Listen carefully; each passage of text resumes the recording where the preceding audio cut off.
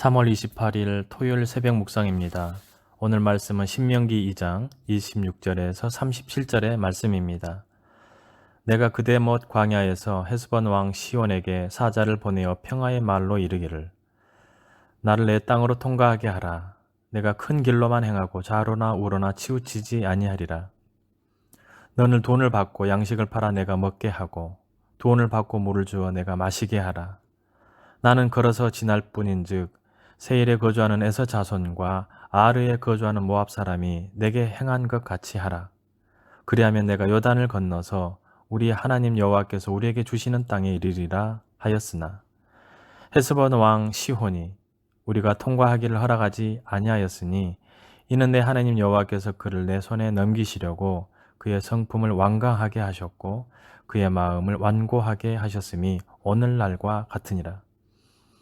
그때 여호와께서 내게 이르시되 내가 이제 시온과 그의 땅을 내게 넘기노니 너는 이제부터 그의 땅을 차지하여 기업으로 삼으라 하시더니 시온이 그의 모든 백성을 거느리고 나와서 우리를 대적하여 야하스에서 싸울 때에 우리 하나님 여호와께서 그를 우리에게 넘기심에 우리가 그와 그의 아들들과 그의 모든 백성을 쳤고 그때 우리가 그의 모든 성읍을 점령하고 그의 각 성읍을 그 남녀와 유아와 함께 하나도 남기지 아니하고 진멸하였고 다만 그 가축과 성읍에서 탈취한 것은 우리의 소유로 삼았으며 우리 하나님 여호와께서 그 모든 땅을 우리에게 넘겨주심으로 아르논 골짜기 가장자리에 있는 아로엘과 골짜기 가운데에 있는 성읍으로부터 길르앗까지 우리가 모든 높은 성읍을 점령하지 못한 것이 하나도 없었으나 오직 암몬 족속의 땅 야복 강가와 산지에 있는 성읍들과 우리 하나님 여호와께서 우리가 가길 금하신 모든 곳은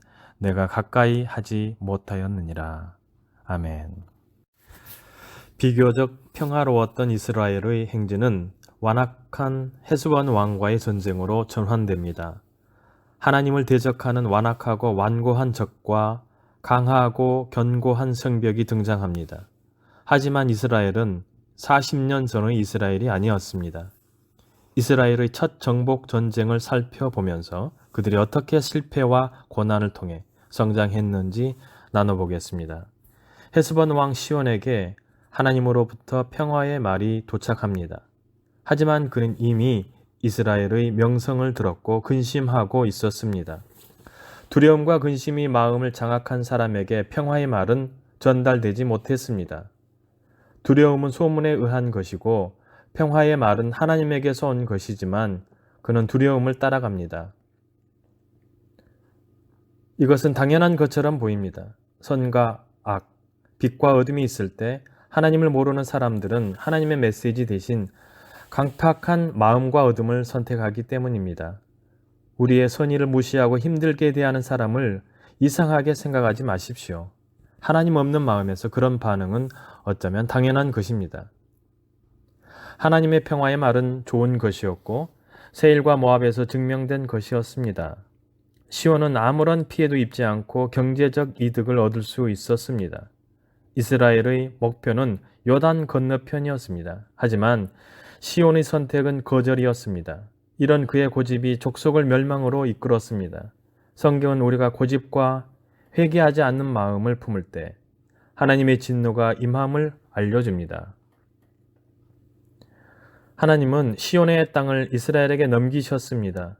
시온은 기억했어야 하는 사실이 있습니다. 하나님은 바로의 강한 군대를 끄트리시고 매일 기적으로 당신의 백성을 지키신 분이라는 사실입니다.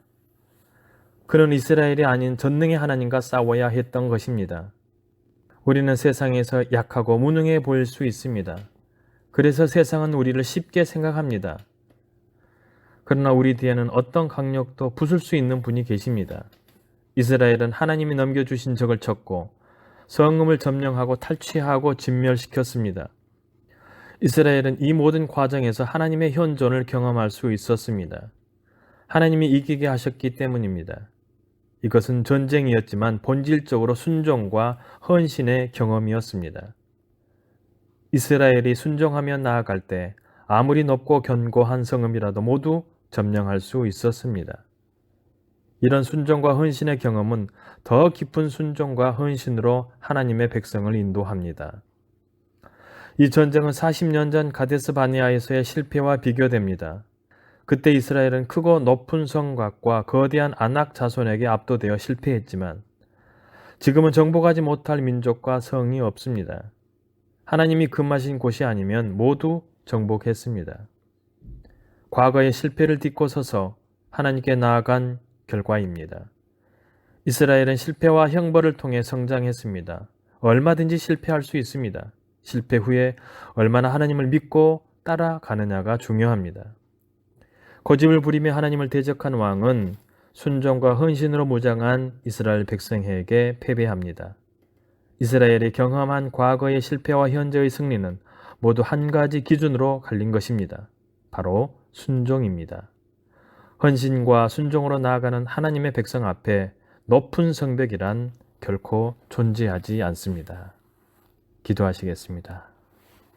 전능하신 하나님 아버지, 오늘도 주님의 말씀에 온전히 순종하며 살기를 원합니다.